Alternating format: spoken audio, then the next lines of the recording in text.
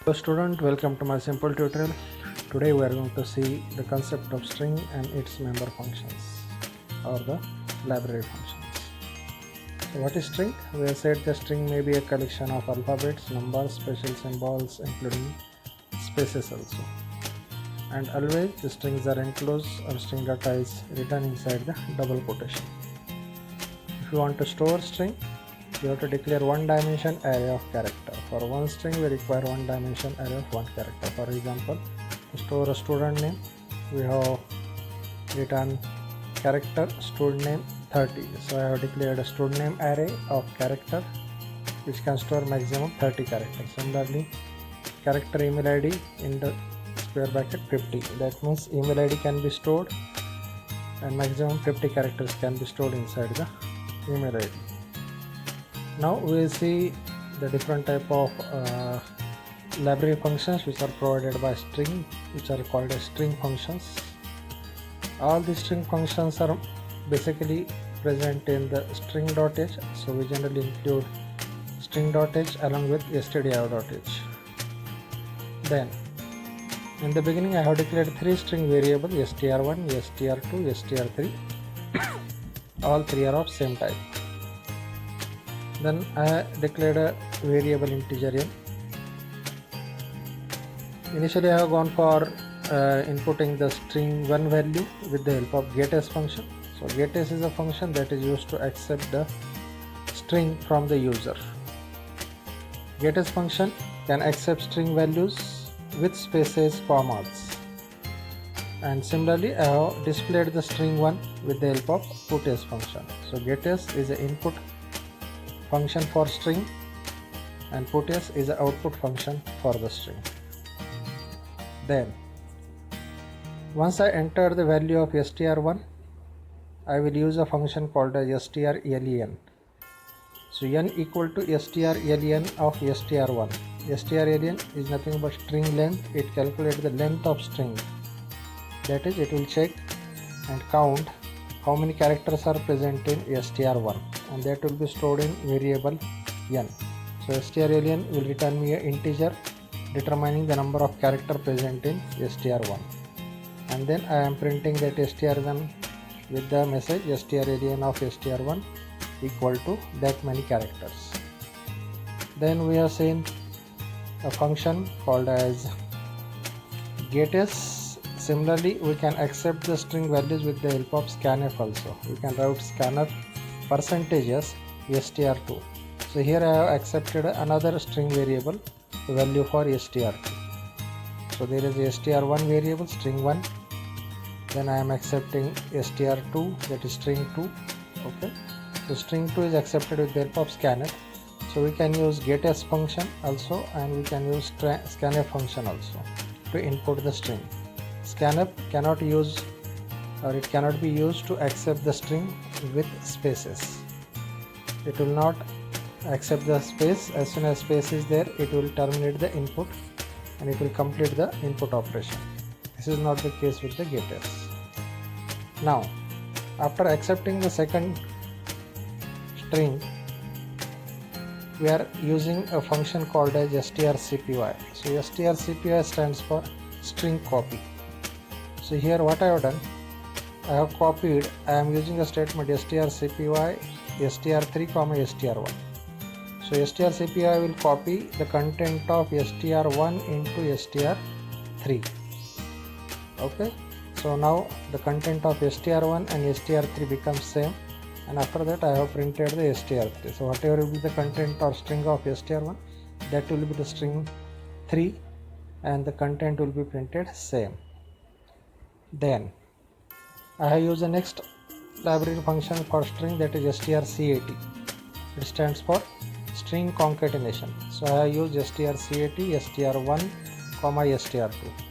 So the content of str1 and str2 will be joined. So str2 will be copied at the end of str1 and the result will be in str1.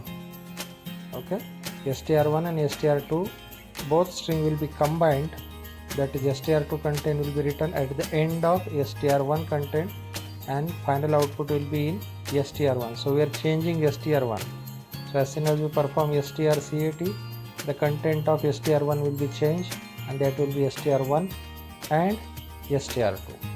Okay, then we are using the third or next function, that is strcmp.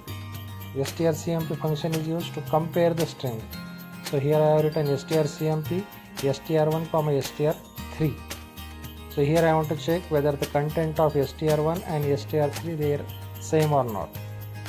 We know by theory that strcmp function returns 0 if they are equal. If they are not equal, it will return either negative value or positive value. If the s1 is greater than str1 is greater than str3, then it will return a positive value. If the str3 is greater than str1, then it will return a negative value. Okay, and on the basis of ASCII characters or ASCII value of the characters present in str1 and str3, they are compared. So in short, if str1 and str3 both are same, then we are going to print str1 and str3 are same. If they are not same, that means strcmp is not returning 0. When it will not return 0, if str contain and str2 contains, sorry, str3 contents are not same. So at that time we are going to display str1 and str3 are not same. Okay, then we are using a function called a strlwr, which will convert the content or string characters of str1 to the lower case, and it will store it in str1 only. Okay, so all the characters of str1 will be converted into lower case character. Content will be same, only the case will be changed. If there is uppercase character, it will be converted to lower. If it is lower case characters are present, then they will be remaining same. Then we are using a strupr, that is upper for str1. So strlwr will convert all the character to lower. strupper, that is upr, will convert all the characters to uppercase. So all the characters which are in small case in str1, they will be converted in uppercase and then they will be printed. Now for this editor, this strlwr and strupr functions are not allowed. So what I will put a comment here so that it will not create any problem. Similarly, we will put a comment to our earlier text, and now I will try to execute the program. So here I am giving the first string. So I will go for the string JES, and then I am using college. So JES is in capital, space college. So it will be accepted, and we are using getS function, so space and college all will be accepted and will be stored in the str1. See here, the value of str1 is JES college with space. Then we are using strlen function that will give me the number of characters present in the str1. So we can count JES, space and college. There are 11 characters. So strlen has written 11 because we are calculating the length of str1, that is number of characters present in str1. Then I am giving the input as Jalna, comma Jalna is the second string. So I am entering the value of comma Jalna. See here. So str2 is a comma Jalna. I have purposely put a comma there. Then we have used a function called as strcpy, str3, comma str1. So str1 value will get copied into str3. So we are having the same value as that of the str1. So str3 and str1 will have the same value, JES college. Okay. Then we are using a strcat function, strcat str1, comma str2. So the content of str1, that is JES college, will be joined with the content of str2. str2 content, comma Jalna. So the content of str2 will be copied at the end of content of str1, and the total string will be stored in str1, that is JES college, comma Jalna. So we have joined the two strings and the result is stored in str1. Then we have compared whether the str1 and str3 are same or not. Now initially str1 and str3 was same, but then we have used strcat function. So str1 contents are now JS College Jalna and str3 contents are JS College. They are not same, so we are getting the result as str1 and str3 are not same. So I hope you understood these string functions. Thank you.